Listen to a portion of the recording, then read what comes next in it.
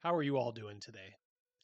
Well, if you know me by now, at times you know I like to get a little esoteric.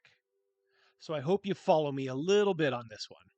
This past weekend, I was just ruminating about what's going on with so many pop culture properties and fandoms like D&D, specifically being invaded by out and proud leftists.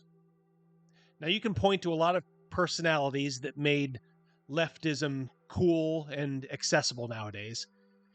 But there was one that came to prominence at the dawn of and sort of through the digital age. And that was Venezuela's Hugo Chavez, who was a darling of the left almost immediately. I remember fights I would get into in online message boards back in the day saying that this guy was nothing but a communist thug. But I was assured by people who were very smart that that wasn't the case at all. Just chill out, man. Watch what he does, bro. And now, of course, we see who was right after all these years. To me, it's fascinating and yet tragic to watch the macro play itself out in the micro. You can go through what happened to Venezuela and watch its stupefying fall over a relatively short period of time and see the eerie similarities to not only what's happening to the US and the West in general right now, but also to long-standing institutions and pop culture. The tactics of these folks are remarkably the same.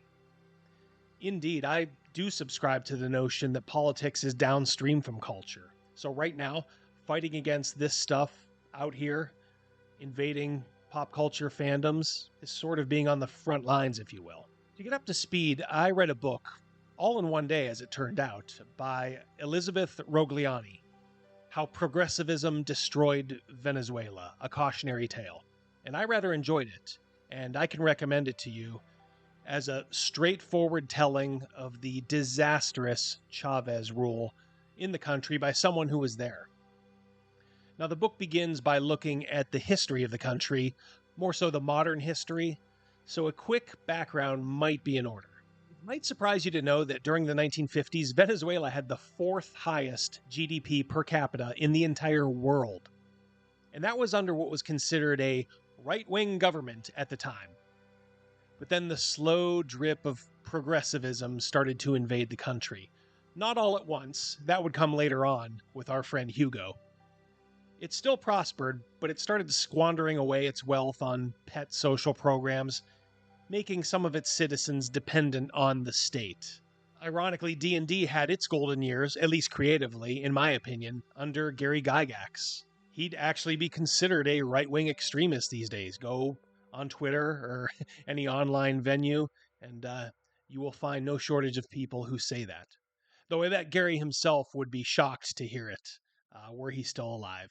He considered himself very much just a libertarian. It wasn't until the 1990s that things accelerated for Venezuela's march to oblivion.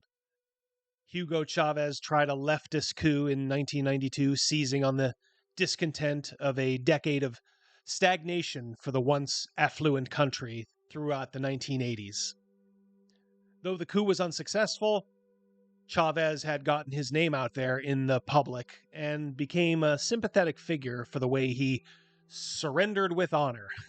That would catch the attention of Cuba's Castro brothers, who saw dollar signs and power for their own country when they saw Hugo Chavez. And up through the ground come a bubbling crude oil, that is, black gold.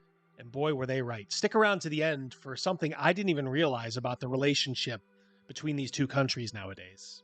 In 1998, Chavez, now fully pardoned, ran for and won the presidency of the country. And at first there was hope, even from those who opposed him. People wished him well. But folks like Hugo can't afford to waste time, and almost immediately he began trying to rewrite society. After radical economic changes, he wanted to go for the children. Boy, does that sound familiar these days, huh? All leftists and leftist philosophies believe that children should not be part of their own family, that they sort of belong to the state. You see, families are the foundation of a society with traditional values, the societies that actually work.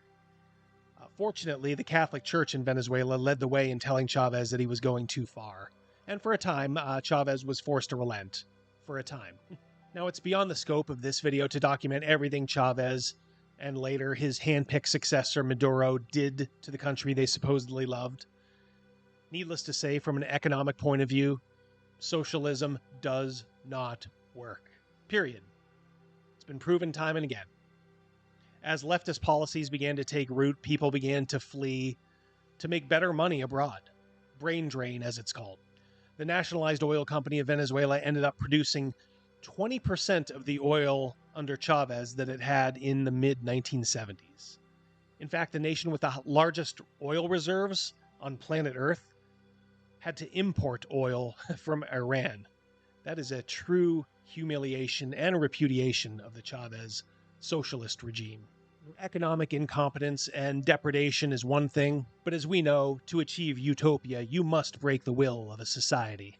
Which is why throughout his bloody and heavy-handed reign, Chavez would ridicule the middle class, which must be eliminated in socialist societies.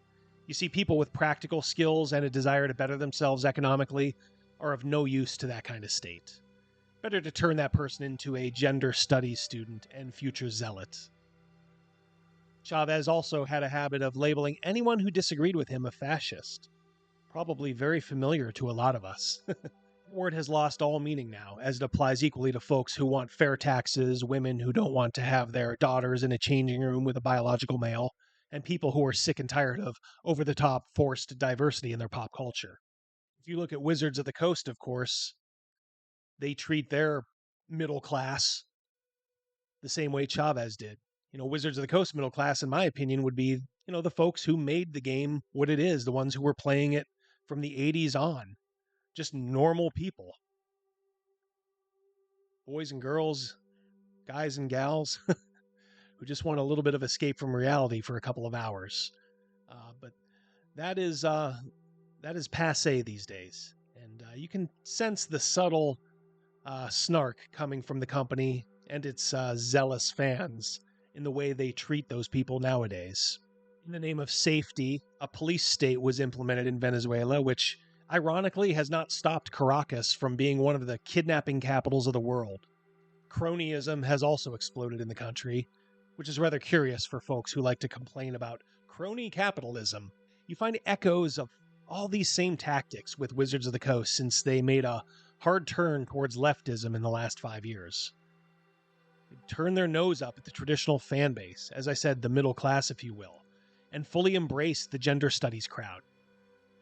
Like Chavez, they don't care that they're not being good stewards of a precious asset, squandering away money and resources on pet projects with no inherent value at all. They demonize the OSR. All leftist states need a good villain, after all. But they leave it to their online colectivos to label it a fascist movement. With Wizards of the Coast's silent, nodding approval, of course. People with skills are jettisoned for untalented hacks that fill the right crony or diversity box at Wizards of the Coast. That would fit right in with Chavez's Venezuela. Leftism is introduced even more into the game in the name of safety, convincing people that they're in danger, and the only thing that can help them is embracing the nonsense that they're about to be sold. Safety tools, things like that. One thing I actually found fascinating in Miss Rogliani's book is the relationship her native country now has with Cuba. You heard me mention before how the Castro brothers saw dollar signs and an opportunity for power when they saw Hugo Chavez. They played him and his successor now Maduro like a fiddle, getting free oil almost from the outset of the Chavez presidency and then selling it for a huge profit in the open market. In return, as payment, the Cubans only had to send political advisors to Venezuela. That's right, one of the most unsuccessful regimes in human history. A country that is literally mired in the 1950s got to export their dumb ideas and tactics to a whole new country. And it worked. It can now be said, with the advisors and the secret police force having a large number of Cubans in it, that the tiny island country actually controls large aspects of Venezuelan politics. I found a fairly hilarious parallel here with Wizards of the Coast's cultural advisors that they now employ to vet every single word that's printed or piece of art that's produced. Much like those Cuban political advisors, these profoundly untalented people who are incapable of making art on their own now dictate terms to a large corporation whose parent company is worth billions. The people of Venezuela live an almost hopeless existence now, thoroughly defeated after so many instances of false hope. Without seismic intervention, they're on the same path now as Cuba. An island of squalor and despair, forever fighting the non-existent fascists that the state needs as an archenemy. In the same way, I wonder if that's the fate of D&D in Wizards of the Coast's hands.